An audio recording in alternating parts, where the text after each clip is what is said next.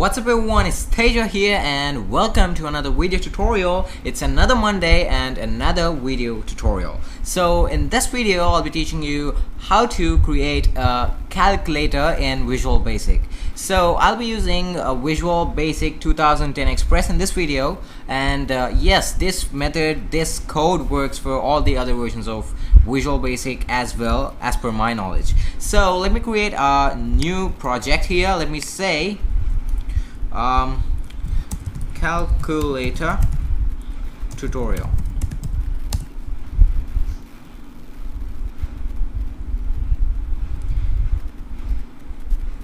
And now let's first go to the designing part of the process. So let me design this calculator.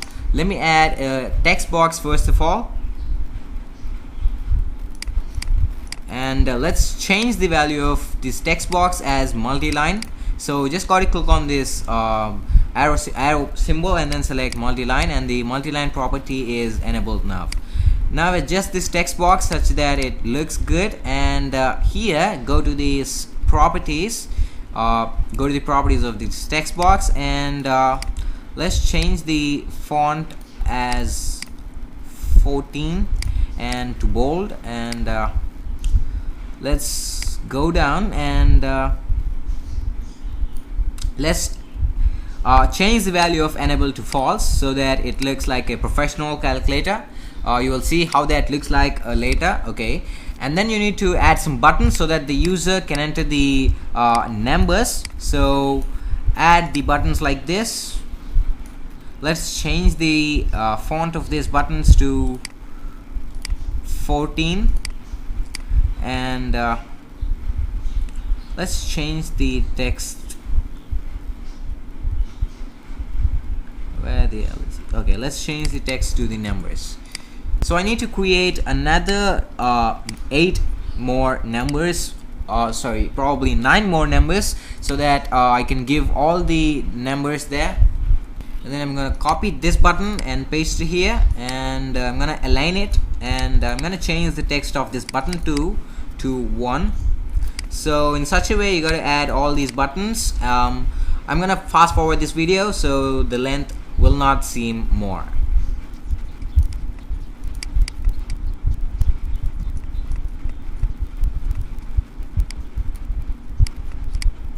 So now the designer of the calculator is almost ready. Now let's go to the coding part.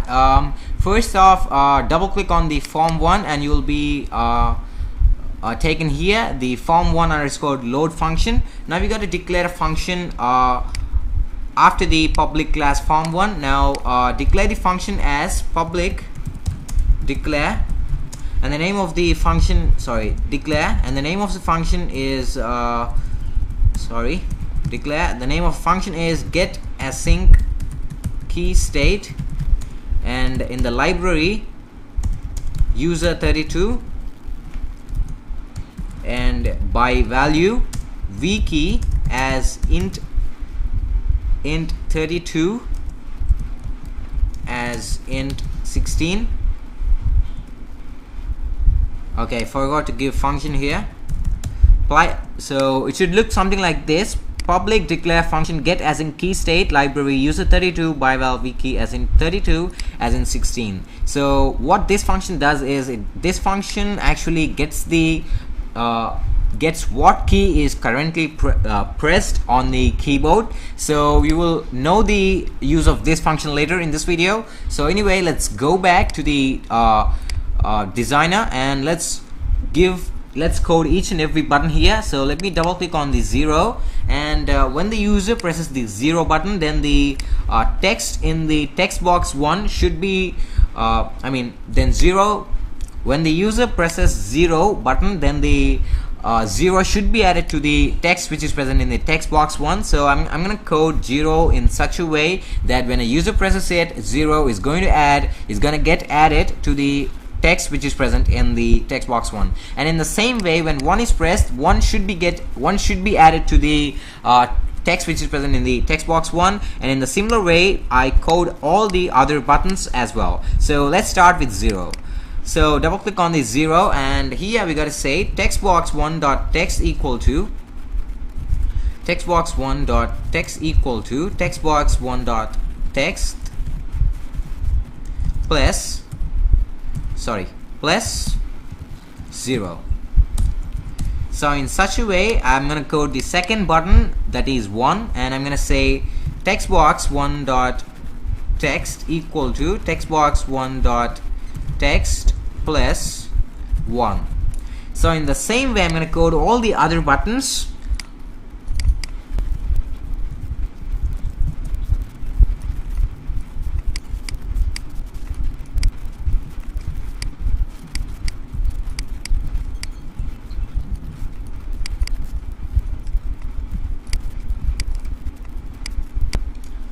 So I have done giving the codes to all these buttons, and then finally let's go to the CLR button, that is the clear button. And when the user presses this button, then the text in the text box 1 should get cleared. So let's code it in such a way. Let's say text box 1 dot text equal to, so which means that when the user clicks on the button 16, which is the clear button, then the text is going to get vanished. Now let's run this tool, and when the user clicks on 1 is going to get added, and then 2 is added, 3 is added, 4 is added, 5, 6, 7, 8, 9, 0, plus, minus, asterisk, divided, dot, and clear, which is going to clear all the text which is present in the text box 1. And now let's add a timer to the program.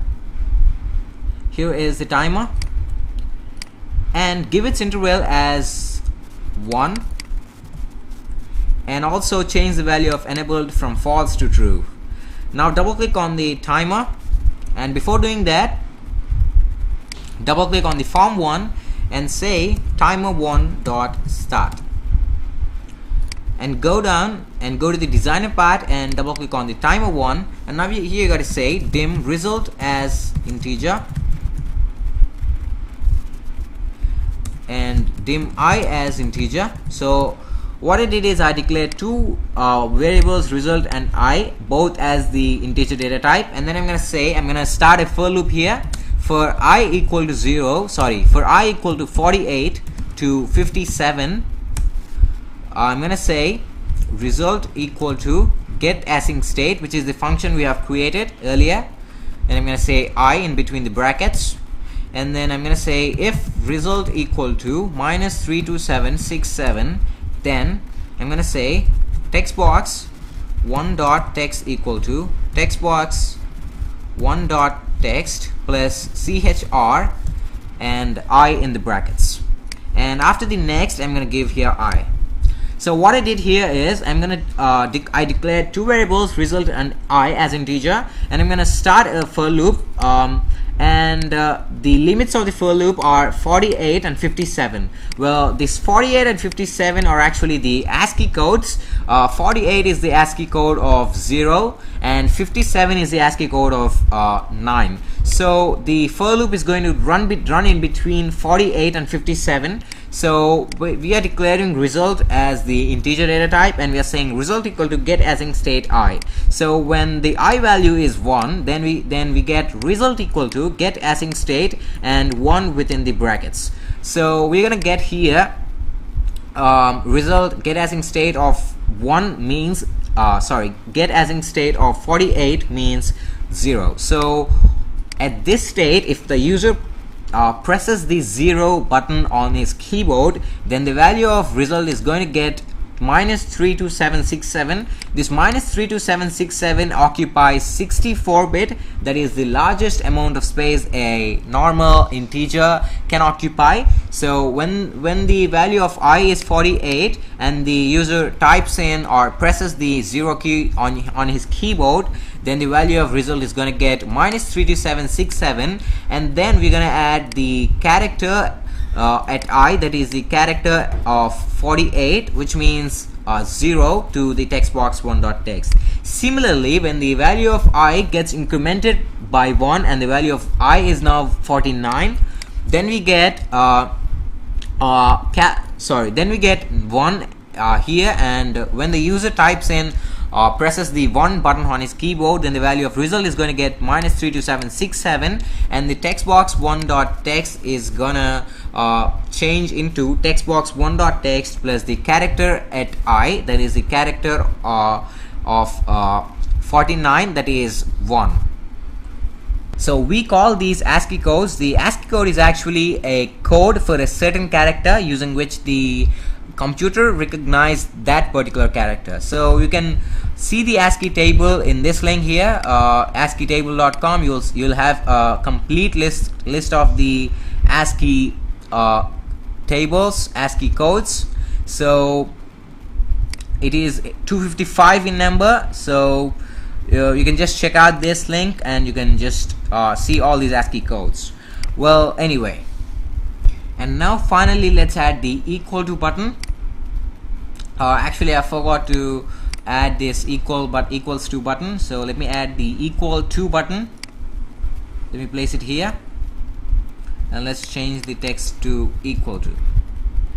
So when the user clicks on this equal to button, then the result should get appeared on the text box 1. So let's code the equal to button. Let's double click on the equal to button, and here are all the declarations needed for this. First of all, I'm declaring a string. I'm declaring a variable st as string data type, and then I'm gonna give its value as a text box 1.text. So the variable st is going to store the text which is present in the text box 1.text, that is this one, and then I'm gonna say dim l as integer, and I'm gonna store the length of the string st, that is the number of characters present in the string st, and I'm gonna store this as the in the variable l, which I have declared as integer data type.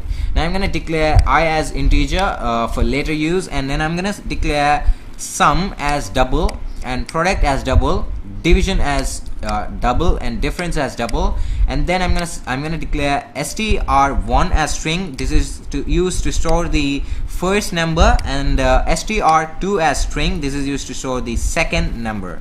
So now I'm gonna go and start a for loop. I'm gonna say for I equal to 0 to l minus 1. And what I'm doing here is I'm gonna check each and every character which is present in the string st, and I'm gonna separate the text into two numbers, the first number and the second number, and then I'm gonna declare another variable sum, and I'm gonna add those two numbers. So just keep watching. So for I equal to 0 to l minus 1, so now I gotta access each and every character of the string st. So I'm gonna say dim key as character. So I've declared key as character, and I'm gonna say key equal to chars, sorry,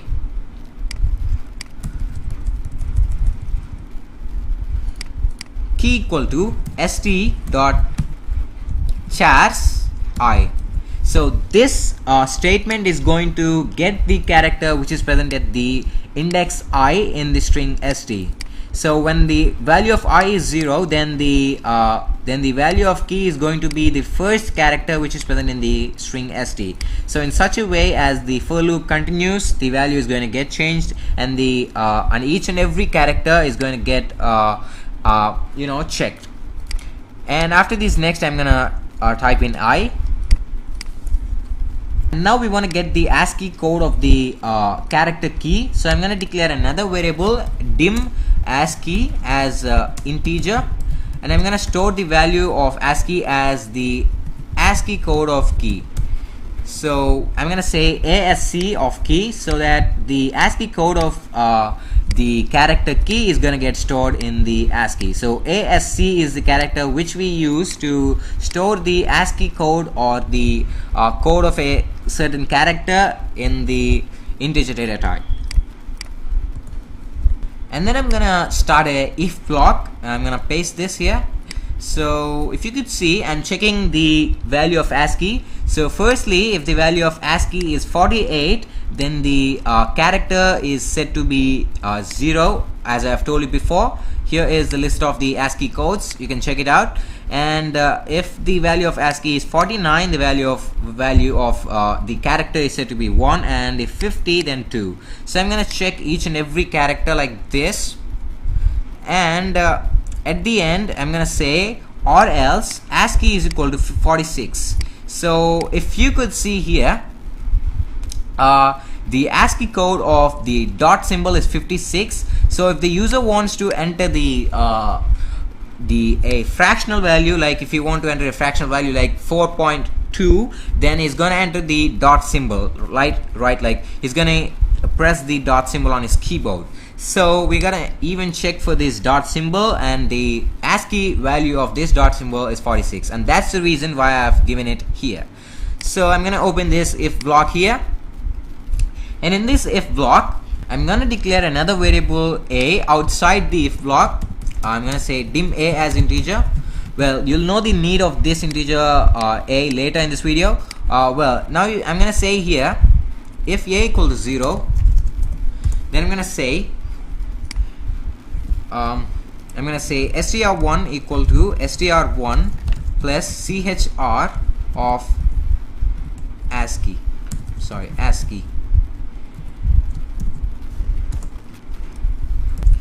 And then I'm gonna convert this value of str into the double data type. And so as you could see, I have already declared well, I haven't declared a variable. Let me declare two variables, dim num1 as double and dim num2 as double. So here I'm gonna change the data type from string to double. So I'm gonna say num1 equal to convert dot to double str1. So now we are gonna have the first number in the variable num1. In the same way, I'm gonna say if a equal to 1, then I'm gonna say str2 equal to str2 plus chr of ASCII, and then I'm gonna change the data type from string to double, and I'm gonna store it in the variable num2. So I'm gonna say num2 equal to convert dot to double of str2. So now we have two numbers, and we just need to calculate the result of these two numbers, that is either the product or the sum or difference or anything. Now the next thing is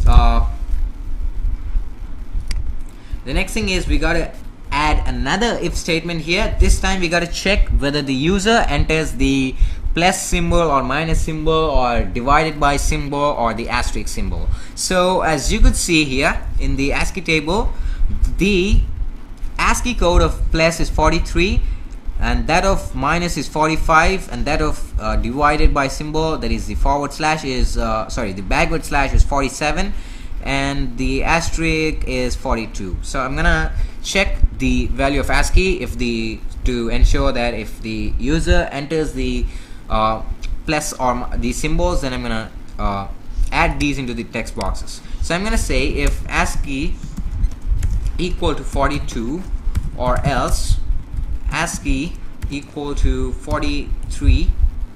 Well, is it 43? 42, 43, 45, 47. Well, or else ASCII equal to 45 or else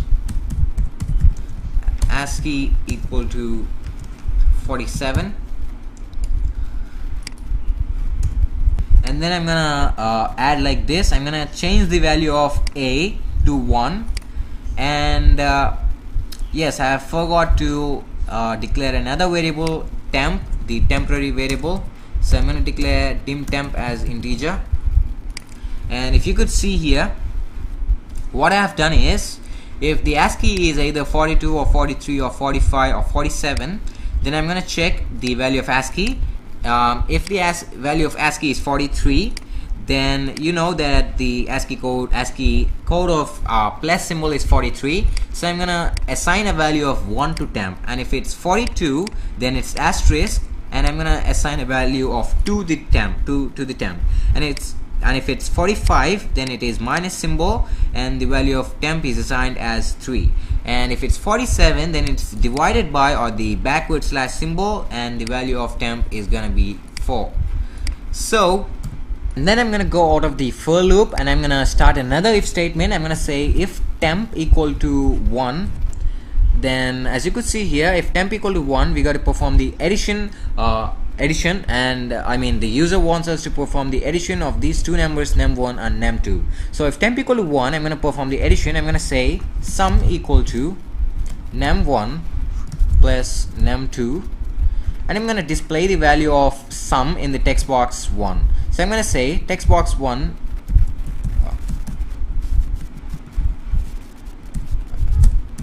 text box 1 dot text equal to sum. So in the same way, I'm gonna check the value of temp, and if it's 2, then I'm gonna perform the multiplication, and I'm gonna display the product in the text box 1. And if the temp value is 3, then I'm gonna perform the subtraction, and I'm gonna display the difference in the text box 1. And if it's if the value of temp is 4, then I'm gonna perform the division, and I'm gonna display the result in the text box 1. So that's all. We are all done with this calculator. Now let's go and debug this program. So here we go. Here is our lovely calculator. Now let me perform a calculation. Let me say 23 plus 6 equal to 29, and let me say 64 minus 9, 55, 30 into 9, 270, 96 divided by 7, 13 point the fractional value. So in the same way, you can also give the fractional values here. 3.9 into 7, and here we go, 27.3. so which means our calculator is perfect and it's yielding good results.